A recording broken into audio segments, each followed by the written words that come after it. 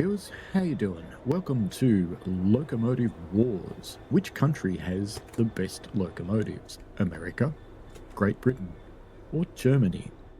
I've chosen three trains that are similar in weight, and I've chosen three locomotives to represent each of the countries. For America, I picked the AC4400CW, which has a tractive effort of, let me just find my screen because I've closed it because I'm silly. There it is. It's got a tractive effort of 640 kilonewtons, and it's got a load of about 1,324 tons, and it's got 25 open hoppers. I don't know what's in it, if it's that heavy, but whatever it is, it must be pretty impressive. Maybe it's lead. For Great Britain, we have the Class 66. Now, it's got a tractive effort of 260 kilonewtons, and the load I've chosen for it is about 1,250 tons, and that's 12 HOA hoppers, and they're definitely full. Now, because its tractive effort is so much less than the 4400, to make the race fair or even possible, there's actually a pair of 66s. For Germany, I've gone electric, and I've gone the as you do. Now, its tractive effort is 300 kilonewtons, and its load, it's got 30 Smiggers container wagons, which are loaded, and 1,236.8 tons. So their loads are all similar, and like the 66s, there's a pair of Vectrons. So that's just to make it fair with the AC4400CW, because there actually isn't any other locomotive that by itself is as powerful as that one in the game. There certainly are some in real life. The Class 87 actually comes quite close, but unfortunately I couldn't coax it to running into this track because it's the wrong voltage. Otherwise I would have used that for Britain. So the Vectrons have got an early lead here because they just romped up to 40 kilometres an hour, which is the limit through the yard and into this corner under the bridge, whereas the others were a little bit of a slow go. So the AC's in the curve now, it's got the bridge in sight. The 66s are only just coming off the yard track and have now only just now got the bridge in sight. Now the 66s start to cheat a little bit at this point because they start to go just a little over. As you can see, they're getting up to 25 mile an hour, which is pretty close to the limit, but they'll edge a little higher than that, just saying.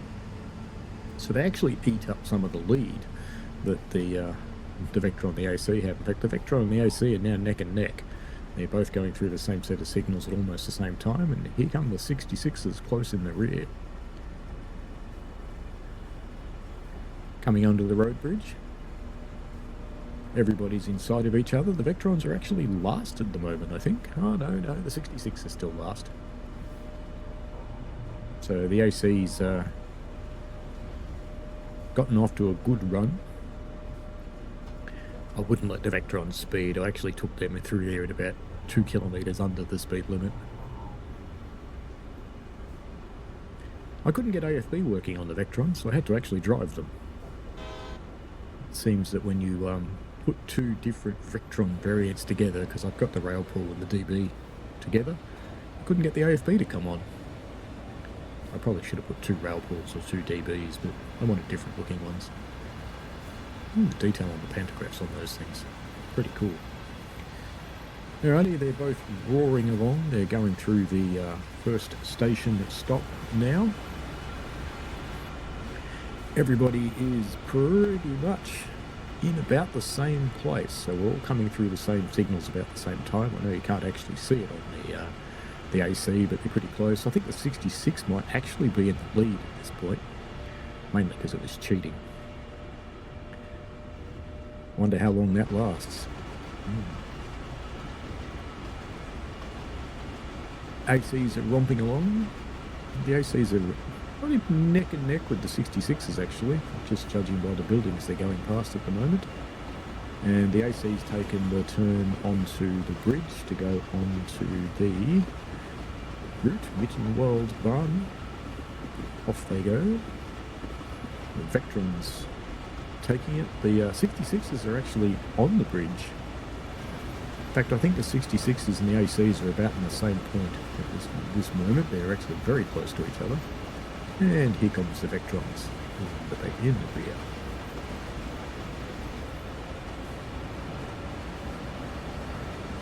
I tried to remember to make the same camera angles on each pass, but I failed.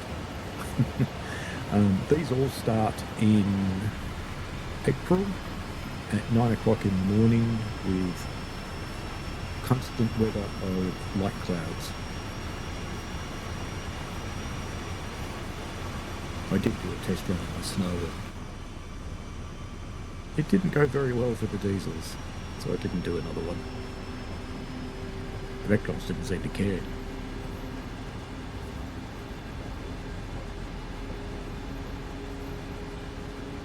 Yeah, the AC and the 66s are pretty much neck and neck still, coming into the single track on the Mittenwaldbahn.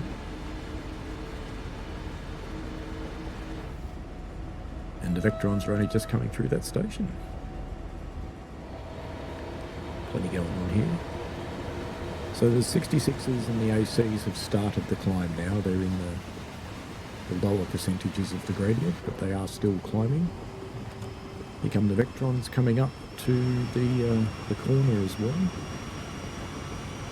Going past the apartments with the AC and the 66s. Can you imagine that noise the people inside go? Because they're all in notch 8 by now.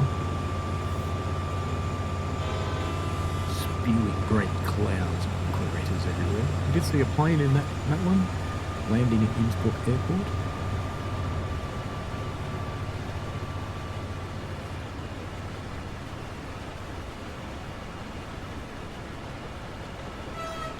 Now, it's at this point the Vectrons really come into their own.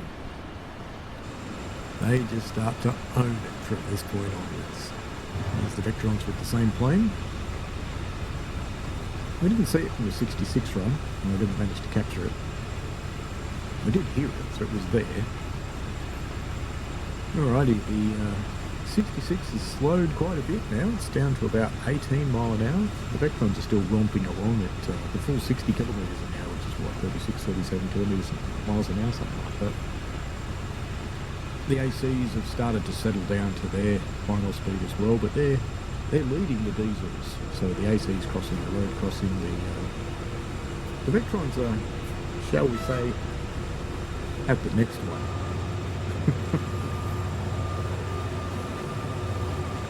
By this point, the ACs are slowing down to their speed. It kept dribbling back and forth between 16 and 17 mile an hour, mostly on the 16s. I think most of the times I caught it on camera, it was actually on 17, but it was just must have been just on the border because it was popping up and down all the time.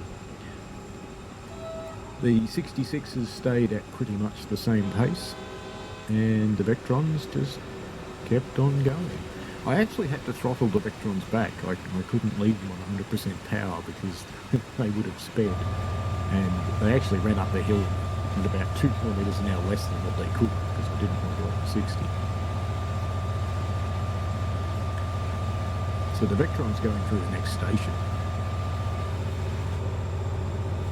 66 and the AC still neck and neck. The AC is slightly in the lead at this point, coming over the foot crossing into the station that the Vectrons have just cleared. And when I say the Vectrons just cleared, the rear of the train just cleared. Vectrons are way ahead. Oh, that doesn't sound good.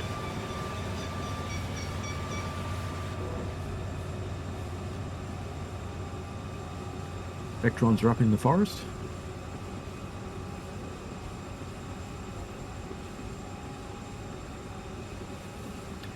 Just romping their way up. And this is a good exhibit, I suppose, of why electric traction is actually better than diesel traction, is because they can maintain a very, very constant torque. You could argue they're better for the environment, depending on how the electricity is created as well. And this is just roaring its way up here. You may be able to hear my munchkins talking upstairs a little bit. Mike does seem to pick them up sometimes. I can certainly hear them through the headphones. And my wife's yelling at them as well. That's good. Always handy. Welcome to my house. Join in. Feel free, just, be part of the family.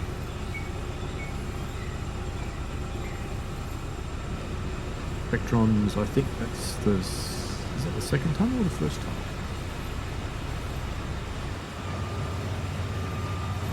Might be the first tunnel the electrons are about to go through, I think. And the AC and the 66s are still pretty much neck and neck. The Vectron's starting to feel the victory at the moment, I think. There's not going to be anything holding that one back now. The AC is just slightly ahead of the 66. You can see the curve of that wall there.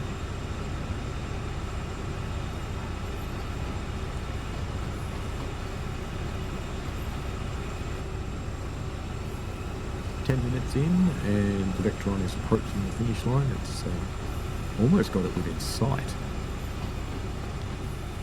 And the other two grinding their way up the mountain. Here's the first set of signals coming up towards the finish. I was mean to myself, and I did only set the path as far as the finish line, so yeah, I'm powering towards a red signal at this point. Bad can happen, surely. And here we go, the Vectron's coming up to the finish. The finish is at the E markers, just before the signal down here. If you don't know it on this route, the E markers actually designate the point where if you're coming towards the signal, if you go past these E's that are hanging on the wires up above you, that's actually where you would spad, because that's the fouling point. Alright, the Vectron is coming to a stop. We've got the AC in the tunnel maintaining 17 mile an hour. The 66 is just entering that tunnel now. And the Vectron's just going to sit there smugly from now on. It will sit there emitting great clouds of smog at the same time that the other two are emitting great clouds of smog. I did decide to give you something more interesting than the finish screen to look at, so here's a Vectron. Because I was thinking, gee, this finished quick, because I did the Vectron run last. I thought, this finished really quick, I'm just going to have to leave it sitting here now. Otherwise, we're going to have a black screen there for a while. That actually does happen eventually for one of the others.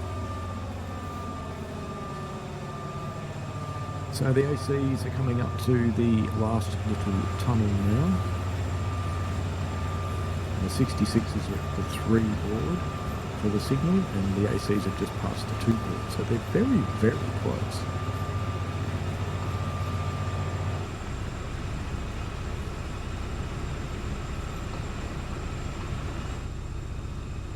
So the AC is through the tunnel into the station. 66 is coming up to the 1 board for the signal. On Mittenwaldbahn, Mittenwaldbahn, I have that name right. Mittenwaldbahn, those 321 boards are actually really handy on the other long straight lines. I don't know why they bother, because if you're not awake, you're not going to see them, but it's the same as you wouldn't see the signal. But on this curvy line, they're actually really handy because you can't usually see the signals. 66 grinding away there with its load of aggregate. And that's Skyhook's cargo line too, that one. And the ACs are still a little in advance, because look at the exact same camera angle there. How lucky was that? Except that I've got a pole in one of them and I was on the other side of the pole in the other one. So same camera angle? No. Close. Yes.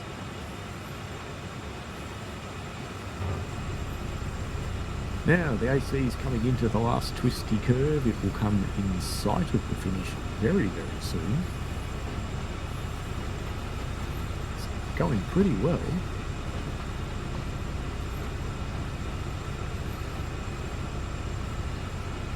Coming into the last curve now with the AC on the left.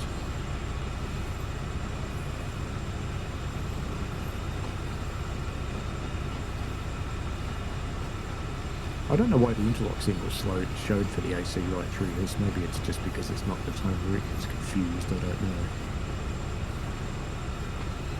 The AC, the UP one, is from Sherman Hill. The EWS 66 and the wagons come from the cargo line back. There's quite a few EWS 66s floating around, but these are the Cargo Line ones. And the other ones, the Railpool Vectron is from the Werke Dresden, and the DB Vectron is from Frankfurt Fulda. I think it is, yes. I think, yes. I'll go with that.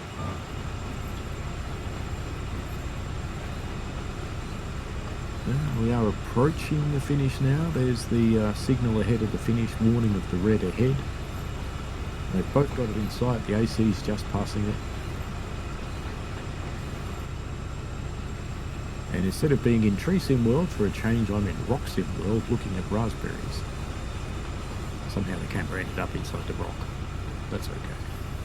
One of the nice things about Mittenwaldbahn actually is most of the trees and rocks and things don't have collisions, so you can use the two camera quite nicely, but you can't do that in other routes. As you can see, they're still very, very, very close. Now, coming up here, still in run 8 on the AC, and something its driver does is going to prove disastrous for the United States. Because we've still got Germany winning.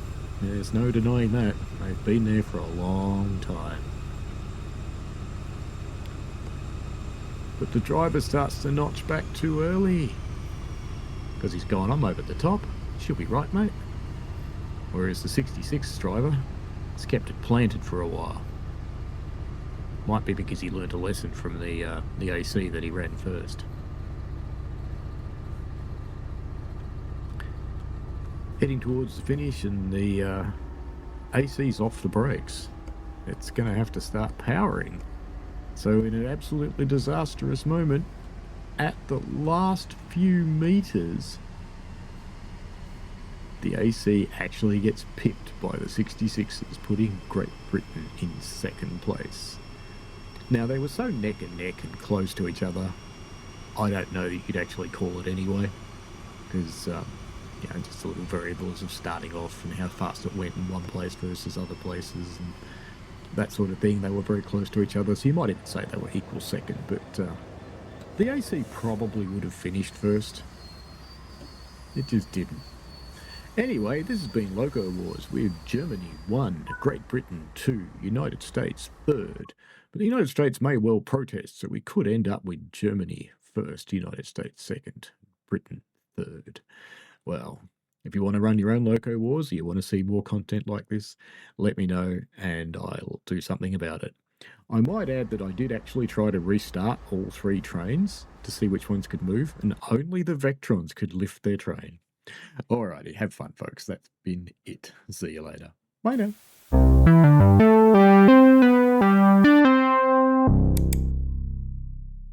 We played a game.